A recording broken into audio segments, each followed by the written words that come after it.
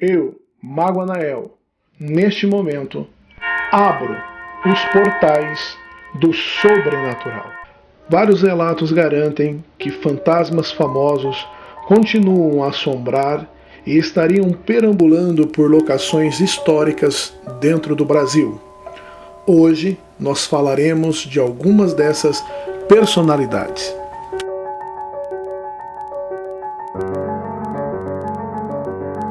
Começaremos por Joaquim José da Silva Xavier, o Tiradentes, nascido em 12 de novembro de 1746 em Minas Gerais e falecido em 21 de abril de 1792 aos 45 anos na cidade do Rio de Janeiro, Brasil.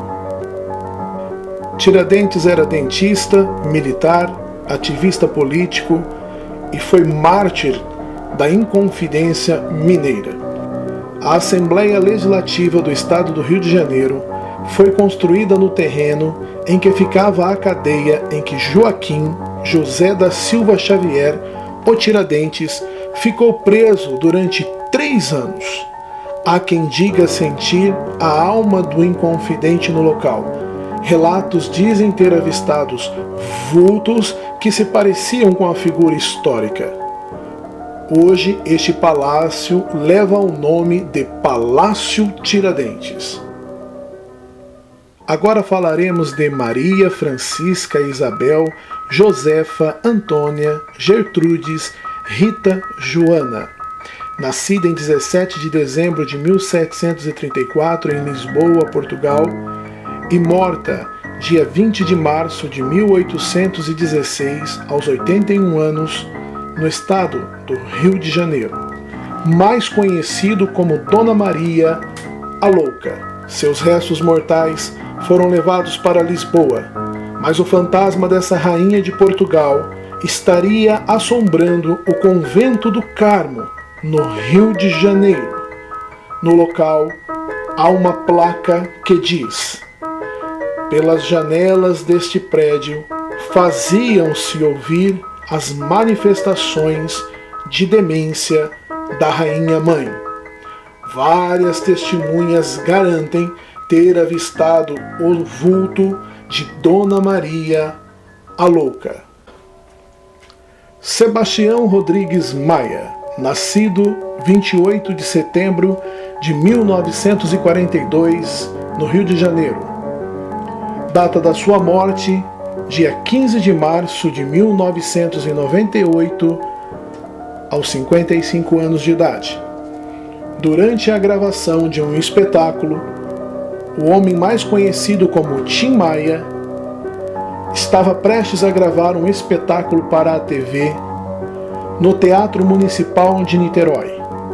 O dia era 8 de janeiro de 1998. Tim tentou cantar. Mesmo sabendo da sua má condição de saúde, não conseguiu e retirou-se sem dar explicações. Terminou sendo levado para o Hospital Universitário Antônio Pedro. Tim Maia faleceu em 15 de março em Niterói, aos 55 anos e com 140 quilos, devido a uma infecção generalizada. Muita gente diz que já viu o espírito do cantor perambulando pelo teatro de Niterói. Foi nesse palco que o síndico Tim Maia fez sua última aparição. Vários funcionários relatam coisas muito estranhas relacionadas a Tim Maia. Há pouco tempo atrás, um funcionário, subindo a escadaria que levava ao palco, deu de cara com um ser, um homem, com um corpo muito avantajado. Segundo ele, este homem era enorme e de repente desapareceu da sua frente. No outro dia, segundo a direção do teatro, este funcionário pediu demissão. Várias pessoas dizem ter ouvido e visto o vulto de Tim Maia no teatro de Niterói. Arthur Gonçalves de Azevedo, mais conhecido como Arthur Azevedo. Nasceu em 7 de julho de 1855 em São Luís do Maranhão e faleceu em 22 de outubro de 1908 na cidade do Rio de Janeiro. Ele era dramaturgo, poeta e jornalista.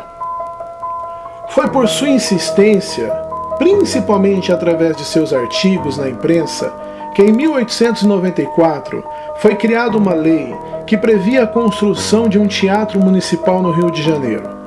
Tinha o teatrólogo a convicção de que somente a construção desse teatro poria fim à má fase em que se encontravam as artes cênicas na segunda metade do século XIX. A criação da lei traria resultado somente em 1903, quando foi aberto o concurso para a construção do Teatro Municipal do Rio de Janeiro.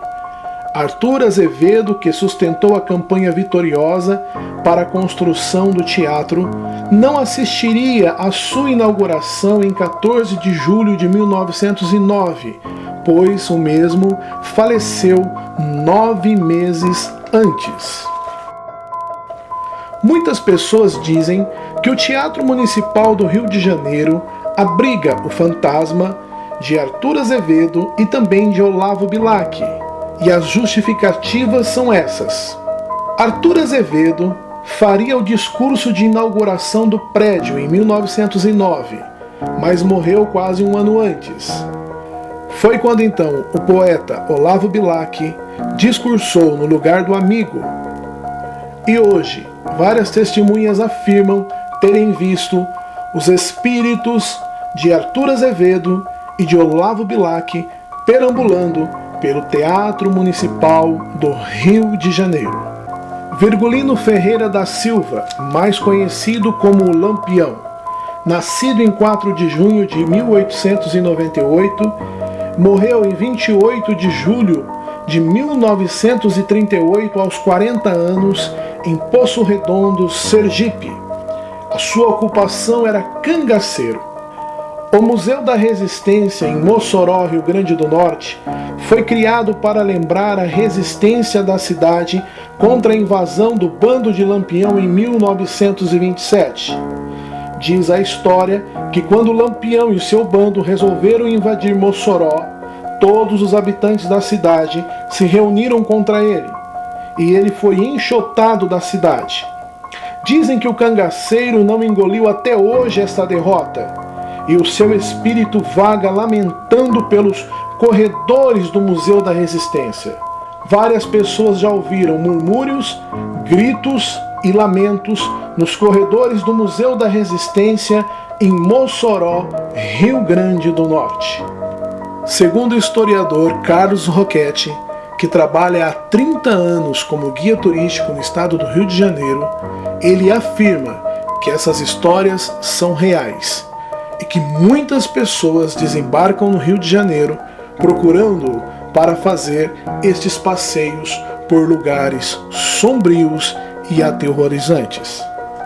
Na Câmara dos Vereadores, prédio de 1923, há mais ou menos 30 anos, um segurança noturno, depois de fazer a ronda e apagar as luzes, ouviu o som de vozes debatendo no salão principal. Ao entrar lá, um grupo de senhores vestidos em suas togas discutiam entre si. Segundo Hélio Loureiro, do Conselho Espírita do Rio de Janeiro, lugares mal assombrados são explicados pelo fato de espíritos desencarnados estarem ligados àquele ambiente e continuarem vivendo lá. Estes são apenas alguns famosos que podem estar perambulando em nosso meio.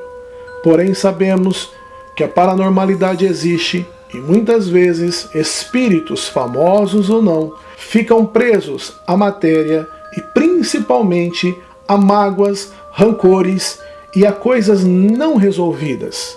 Todos esses problemas, de certa forma, impossibilitam todos esses espíritos de encontrarem a paz, a luz e o descanso para os seus espíritos cansados.